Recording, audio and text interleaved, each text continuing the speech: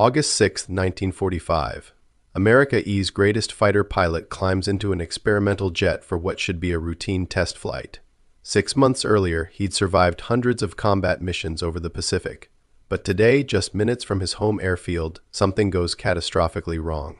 This is the story of Richard Bong, the farm kid who became America's deadliest ace, and the cruel twist of fate that took him from us. Richard Bong grew up in the frozen farmlands of northern Wisconsin, about as far from aerial combat as you can imagine. His father was a Swedish immigrant who worked the land, and young Dick spent his childhood dreaming of anything beyond those endless fields. When he enrolled in flight school in 1941, his instructors noticed something unusual. He had an almost supernatural ability to understand three-dimensional space. He could visualize angles of attack that other pilots couldn't even comprehend. Then Pearl Harbor happened, and suddenly that small-town kid was headed to the Pacific with a P-38 Lightning under his command.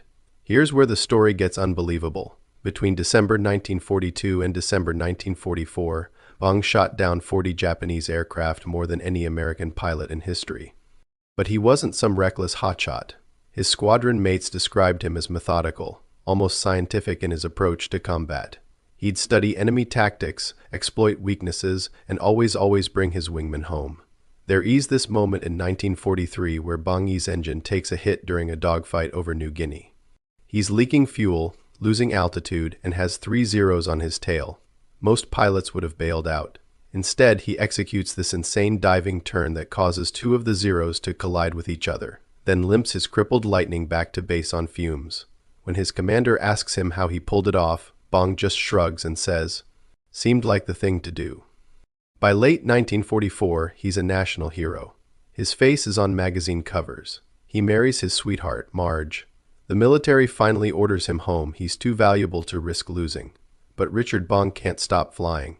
He volunteers as a test pilot for Lockheed's new P-80 Shooting Star, America's first operational jet fighter. It's cutting-edge technology, but it's also unpredictable, dangerous. August 6, 1945. The same day the atomic bomb falls on Hiroshima, though Bong doesn't know that yet. He takes off from Burbank in the P-80. Eyewitnesses say the jet climbs normally, then suddenly rolls inverted and plummets toward the ground. Bong tries to eject, but the escape system fails. He's killed instantly.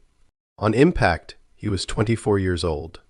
He'd survived every danger the Japanese could throw at him, only to die testing a plane in peaceful California skies. The cruel irony still echoes through history. Richard Bong proved that heroism isn't about fearlessness, it's about showing up, doing the impossible, and protecting the people beside you. The farm kid from Wisconsin became a legend, not because he sought glory, but because when his country needed him most, he answered, and maybe that's the real tragedy. Heroes like Richard Bong don't get fairy tale endings, but their stories? Those never die.